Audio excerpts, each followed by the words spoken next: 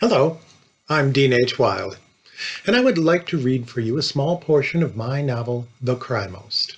Set in the small town of Knoll, Wisconsin, it is a tale of superstition and tradition, of friendship, of redemption, and of mounting evil.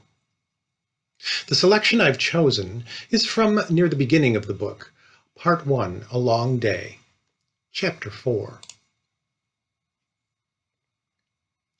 Orland Casper remembered his birthday celebration, already 2 days past, as a real whiz-banger, by 95-year-old standards anyway. He held the memories of the party out before him as he staggered toward his easy chair by the picture window. He hoped he'd make it. The strength was running out of his legs with the ease of warm bath water. His ticker beat heavy and slow, pumping out its last as he tried to impose reminiscence over dread. Such a lovely birthday, not spent in this house on Meadow Lane, his residence of 60 years, but at the nursing home in Drury, where the nurses put balloons in his wife's room and somebody brought a cake. His dear Irma sat politely in her bed, the removed smile she wore throughout her 5-year decline fixed on her face. A photo album was passed around, and the nurses made an appropriate fuss over shots of proudly owned cars, favored pets, and beloved relatives, including the 2 boys, who both would beat their parents in the laborious race to the grave. At one point during the party, Irma laughed and told him she'd found 2 dimes in the washer.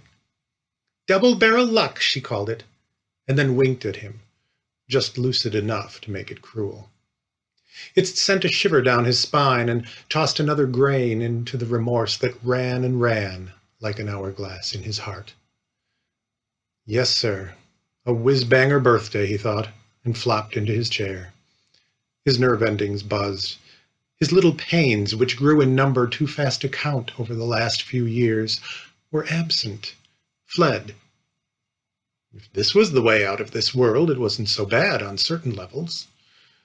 He evaluated his picture window view of Knoll, how she seemed to have her collar turned against the blustery day, and he thought of double barrels. Then he shivered. The air thinned. He hoped someone would find the note on his kitchen table, because Knoll, Mellor's Knoll when he was a boy and now just Knoll, was in for a whiz-banger of its own. His last moments lent it all the certainty in the world. Somebody better figure her out, he said out loud.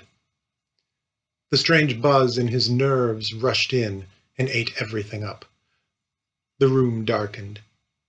He settled back, drawing his breath in gulps, then gasps, then sips, and at last he breathed not at all.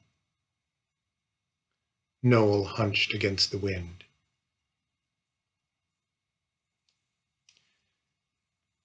Well, I hope you enjoyed that small sample from my novel. If you're interested in reading all of the Crymost, it is available on Amazon.com, or you can visit my website, deanwilde.com, for more information. Thank you.